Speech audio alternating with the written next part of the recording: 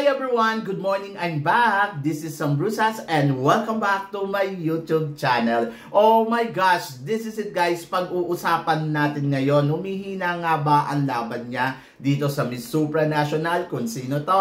Yan ang tatalakayin natin ngayon. But before anything else, hello Philippines and hello beautiful people! Mabuhay! Kamusta kayong lahat? Sana lahat po kayo ay okay at safe ngayong araw na to. At syempre sa lahat naman ng mga bago nating subscribers dyan, hello po sa inyo lahat. Maraming salamat guys sa pag-subscribe ninyo syempre dito sa channel ko. At syempre sa lahat naman ng makamamasang dyan na laging sumusuporta dito. Araw-araw, lagi-lagi, maraming salamat guys sa inyo lahat. Syempre usapang Miss Supranational tayo ngayon. So ito nga, papalapit na ng papalapit ang preliminary competition ng Supranational at ito nga magaganap na this coming week at talaga naman lahat tayo ay excited na para sa ating pambatos kay Aletheia Ambrosio. Marami nagsasabi na si Aletheia daw ay mahina ang laban dito sa Supranational.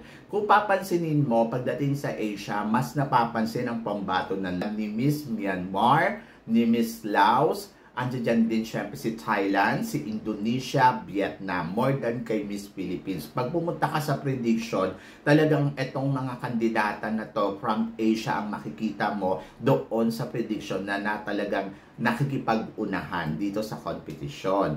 At masasabi ko naman na hindi rin ako magtataka kung bakit talaga nakikita ng tao na ang lakas-lakas ng laban ni Indonesia at saka ni Thailand. Paano naman kasi magaganda naman talaga yung kandidata nila at kumakabog ng bonggang-bongga. Kung eksena ang pag-uusapan ay umi-eksena talaga ng todo-todo. Medyo hindi napapansin yung pambato natin. Hindi ko alam kung ano ang dahilan kung bakit ang hina ng suporta ng mga Pilipino dito kay Aletheia Ambrosio dahil siguro hindi sila talaga nagagalingan. Pero kung ako naman yung tatanungin ninyo, pag tinitingnan ko naman si Aletheia ay talaga namang masasabi ko, oh my gosh, pasabog talaga yung kandidata natin. At kung ganda ang pag-uusapan, my gosh, wala akong masabi. Talagang kahit idikit mo siya dito kay Indonesia, kay Thailand, at saka kay Laos, isama mo pa si Malaysia, isama mo pa si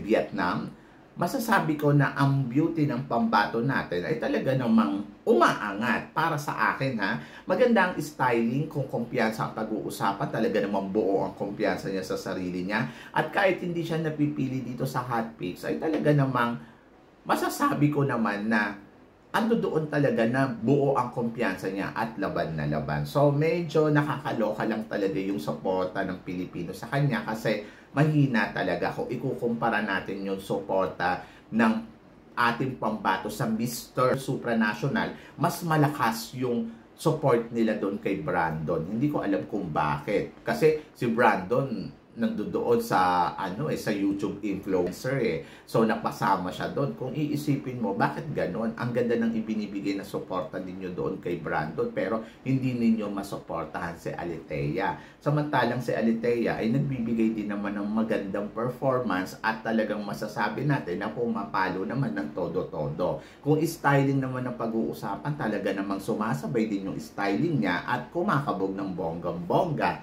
So, wala nga bang chance manalo itong si Aletheia dito sa competition ng Miss Supranational? To be honest, kung ako yung tatanungin mo, kung i-base natin yung performance na pinapakita niya dyan, yung mga eksena niya, for sure napapansin siya ng organization. At para sa akin, hindi may eltokuyo si Miss Philippines dito sa Miss Supranational. Marami kasi nagsasabi na baka ma-take you girl ang Philippines dito sa Supranational. Hindi naman ako naniniwala na may eltokuyo tayo. Dahil kung titignan mo sa kabuuan ng pageant, isa si Aletheia sa masasabi kong more confidence.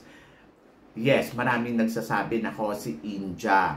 Isa to sa mga pwedeng manalo dito sa Supranational. Andiyan din sinasabi nila na pwede din manalo talaga dito si Miss South Africa and then si Czech Republic. Dahil sa nakikita nilang ganda, ayun yung pinagbabasihan nila kung bakit parang naniniwala sila na mananalo. to be honest, kung kay South Africa, naniniwala ako kung kudaan din naman talaga, ay makuda naman talaga si South Africa at iba din talaga yung performance nito. Diyos ko, nakita naman natin sa Miss Universe. Kaya hindi ako magtataka kung makakarating si South Africa dito sa top 5 ng competition ng supranational. Ando dyan din syempre, magaling din talaga yung pambato ng India. Kahit naman noong nakaraang taon, talagang ume-eksena talaga yung pambato ng India. Pero napataob naman yan ni Pauline Amelex, di ba? Yung pambato nila noong nakaraang taon, kahit ano pang ganda niya at anong eksena niya.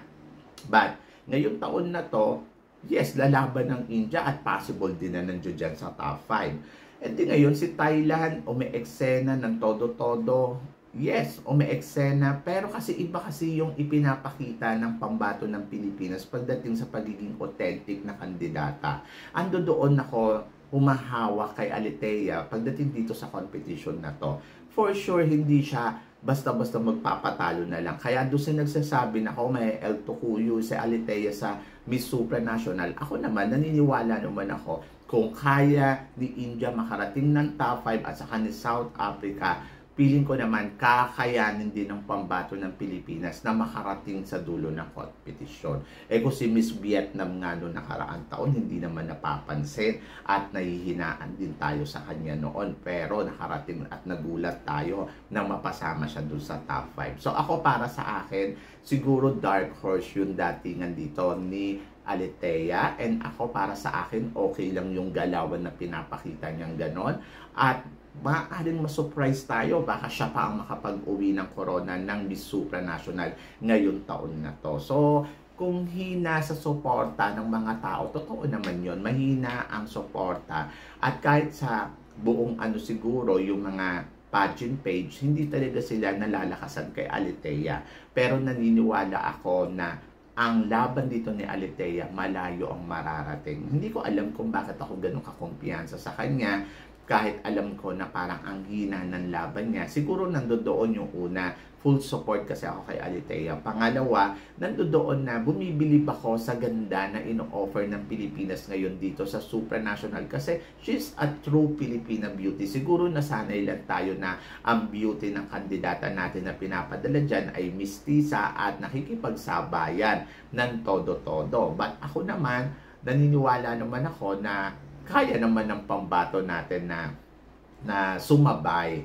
Dahil kung ganda ang pag-uusapan, napapataob niya nga yung ganda ni Indonesia at saka ni Thailand, nalalamon niya nga kapag siya na yung umi-eksena. So, ibig sabihin, may charm talaga yung beauty niya. So, plus, siyempre, hindi naman natin alam kung ano yung gagawin yung performance, di ba? Kaya naniniwala pa rin ako na mag-perform lang to ng bonggang-bongga, kaya ni Alethea na makarating sa dulo ng kompetisyon at kaya niyang makipagsabayan sa mga kandidata na nakikipagpukpukan dito sa Miss Supranational. So, tiwala lang talaga sa kanya. So, nakakalungkot lang kasi sa part na parang ang laki ng suporta na binibigay ninyo kay Brandon at naniniwala kayong mananalo siya. Pero hindi kayo naniniwala na kayang manalo ni Alethea. Team Philippines to. And then I think Team Philippines, kakayanin nila talaga na tumaas yung kanilang laban dito sa laban nila sa Supranational. So ako, kumpiyansa ako kay Alethea.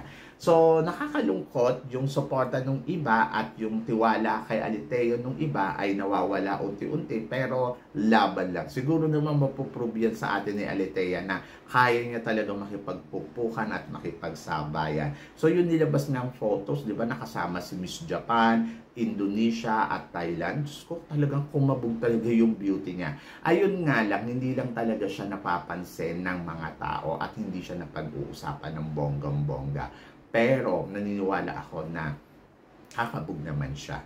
And then, ando doon si Miss Japan. Si Miss Japan din, hindi rin napapansin kahit maganda, no? So, talagang wala din sa radar nung iba.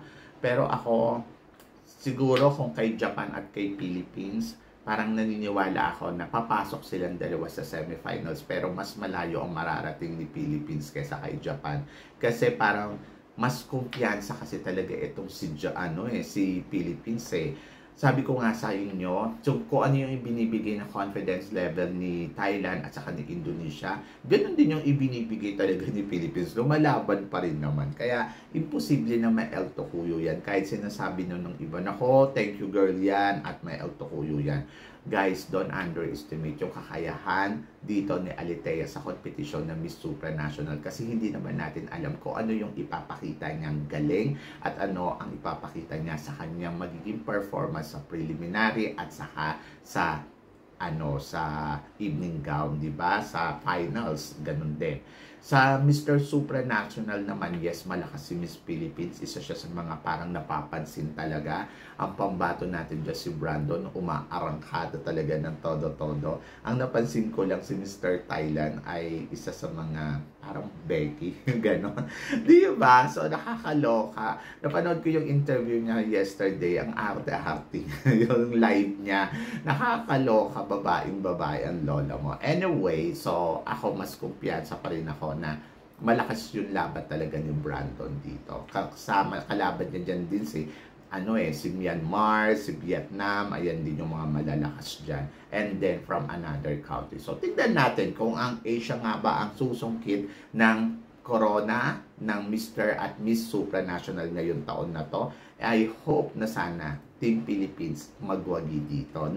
So yun, so good luck sa ating pambato si kay Alitea at saka kay Brandon. I hope na sana malayo ang marating nila sa competition na to. And then kayo guys, ano guys ang masasabi ninyo sa kanila? Tingin ninyo, kakabog nga ba talaga ang pambato natin na si Mr. Brandon dito sa Mr. Supranational? At naniniwala ba kayo na possible na ma-El Tocuyo ang ating pambato na si Alitea dito sa Miss Supranational? I-comment below mo yan para at least malaman ko naman kung ano naman ang chika mo. So yun guys, maraming salamat syempre sa inyong lahat sa suporta at pagmamahal na binibigay ninyo syempre dito sa channel ko. At sa mga hindi pa po nakaka-subscribe dyan, please don't forget to click like and subscribe my channel. At i-click na rin po ninyo ang notification bell para lagi kayong updated syempre sa aking mga chika. Sabi ng ganon, always keep smiling and always think positive. Laban lang. Magtiwala lang tayo sa itaas. Kaya guys, hanggang dito na lang. Hanggang sa muli nating chikahan.